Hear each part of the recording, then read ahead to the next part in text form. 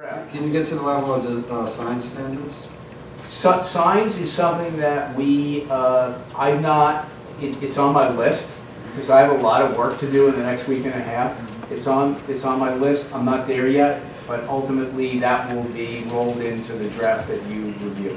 So it's possible. It's on my radar, but I haven't, to be perfectly No, I honest. understand, but it's possible to put something like that in a redevelopment? Oh, absolutely. Okay. And we will. Okay. Sure. Thank you, sir. Mr. Glavin, to your point, the Township Committee has an obligation to the public to be able to raise the funds we need to operate the township. And one of the things that we lost was the rateable, basically, we will lose from Colgate.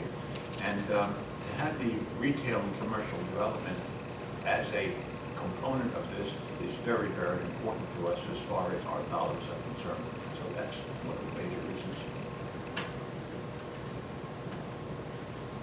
Okay, so how do you want to proceed? So I think I kind of give you enough of an idea on kind of where we're headed. So the next step is, this was more informative and to give you a heads up. And also, if you had any questions about the basic concept per se, I'm happy to entertain that to the extent that I have, the answers to that. I like the idea you have the trails, so that's going to be Yeah, a major component. that will be rolled into the redevelopment plan. Oh, solar panels on the parking lot? That's something that's not been broached. I thought so.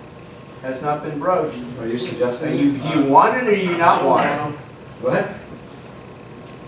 They may bring in some money, but they're not.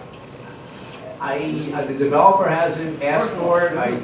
I doubt whether he will, and I don't know as a matter of policy if we want it based on some prior experiences. My guess would be no.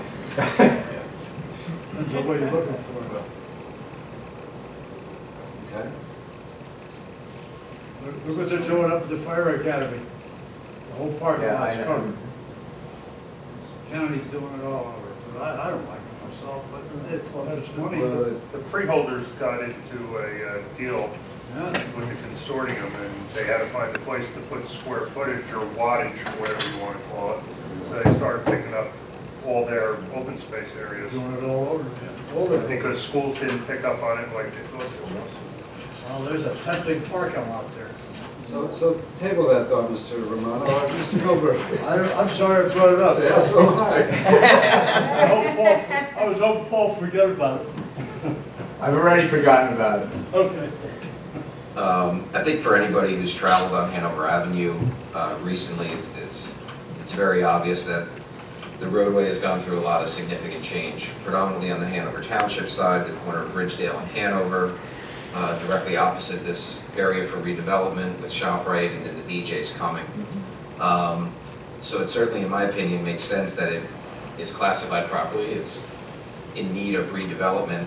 I understand that this is a concept plan and it's going to be subject to changing, but I do have concern about the number of commercial buildings. I'm sure every tenant is going to want a sign, and I could envision with this design having lots of signage, signage, 6, 7 different ones for each retailer, and I think that's going to have a significant impact on the look and the feel of that corridor. I've heard many people, residents and even myself say, well, I don't want this to look like Route 10. No offense to any other municipality. It may be very difficult to accomplish that with these sort of standards because the tenants are going to have legitimate needs for signage, and I think it's definitely going to change the look and feel of the municipality. Hopefully, through our design standards, we can come up with a way that makes it look different than other towns. So, the number of signs across this corridor is a concern to me. The fact that we're moving ball fields that people can access by walking, I'm concerned by moving them over there. Do we have the ability for people to park on county property to access the fields? It's going to be a little further back there. There's a lot of details such as, the area that's in the town of Morristown, that we don't have any, any ability to govern in the back, and I'm sure that that's going to come up as they're going to need to have that go to to a different municipality. And then perhaps somebody could comment about some right-of-ways that exist on the existing road where Menon Arena is, as far as people having the ability to go down that road and possibly access their homes, that they'd still have a right to do that on the current roadway. Is that a fact, or does that exist, that right-of-way? Well, that's been discussed, and I wish Jim Slate were here because he's pursued that further than me, but we've asked, basically, the redeveloper, prospective redevelopers indicated that he has easement rights to do that. And we've just asked for documentation to make sure that that is accurate, because your point is a very good and valid one. And we've raised that with the redeveloper.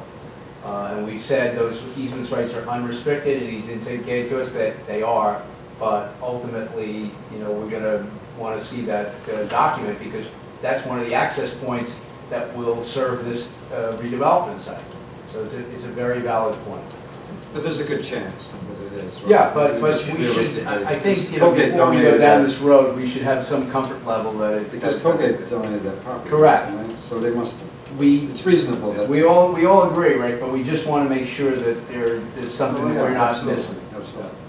Um, Yeah, and, you know, I would just say that, you know, again, understanding that this is a concept, that, you know, formally stating that this plan could very well change in many regards. If we agree to some details in a redevelopment plan, and then let's say a potential tenant addresses the redeveloper, will we have the opportunity to adjust or move things that we've committed to in the past? Well, these are all very good points. There are, and as you know, no matter how perfect you think plans or zoning is, you don't always get it right. So there are two ways to go. There's the ability in the redevelopment plan to allow for either deviations or variance relief similar to a zoning ordinance. There's traditionally a section in the redevelopment plan allowing for that, but not allowing for any D variances. And also, in some cases, redevelopment plans don't even allow a redeveloper to go to the zoning board because it's a redevelopment plan for deviation. You've got to go back to the governing body and planning board to amend the redevelopment plan. So there are two ways to address that. If it's a significant change, a request can be made to amend the redevelopment plan. And redevelopment plans are amended all the time, just like zoning ordinance amendments. So that's on the table, as well as the deviation variance requests. And these are all good, your points are all on very good, because plans do get amended. Developers sometimes seek relief from the plans, and this board will adjudicate that as they do any variance relief. With regard to the Morristown point, Todd, you're absolutely right. His concept shows Morristown, which is roughly about 5 acres, and I'm rounding. We're about just under 50, and Morristown's 5, and he shows a road connection into Morristown. Well, we don't control Morristown. Morristown hasn't declared that site anything. We're just dealing with Morris Township.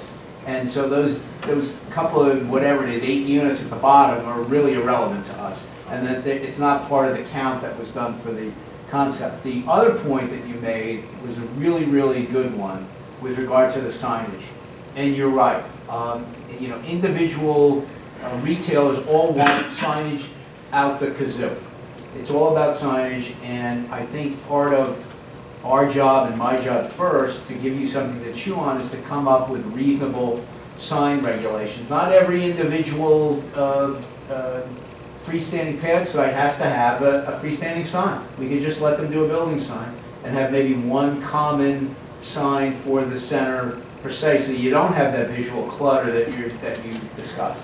A very, very good point, and quite frankly, as I mentioned in answer to Rick's question, I know signage is important. I've kind of put it off, but I know it's difficult and important. We'll take a crack at it.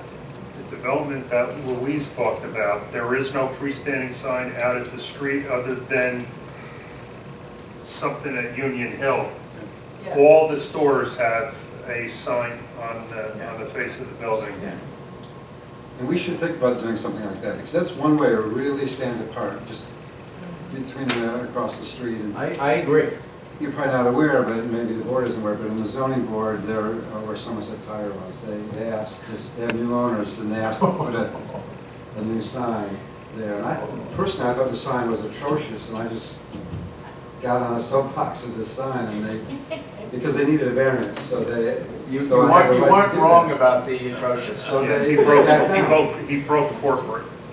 I broke the corporate rules because they wanted a sign that had a bunch of tires lying in different angles. It looks. And it was giant too, it wasn't just the tires, So it it's was. really an important Yeah. concept, I think, and it's one way that you can make this look very different than across the street. Even if, you're gonna hear the argument, oh, the cars go 40 miles an hour and they need to see it from a half a mile away, and things like that. And I think we should have some pretty tight Street standards on signs. it. I'm sorry? Street signs. Gonna need some. The developer actually created a full residential, for this property, to have full residential, if they wanted to. That's So without the not, commercial. no, with the developer proposed, at least in terms of what I originally saw, and I don't know if anyone saw something before me, it was always a mix with retail along the frontage and residential in the rear, which to me, from a planning standpoint, made eminent sense. So if there was demand for full residential. Well, the way we are going to craft the plan that you'll have in 2 weeks is there's going to be required that this be mixed use with a residential and a commercial component.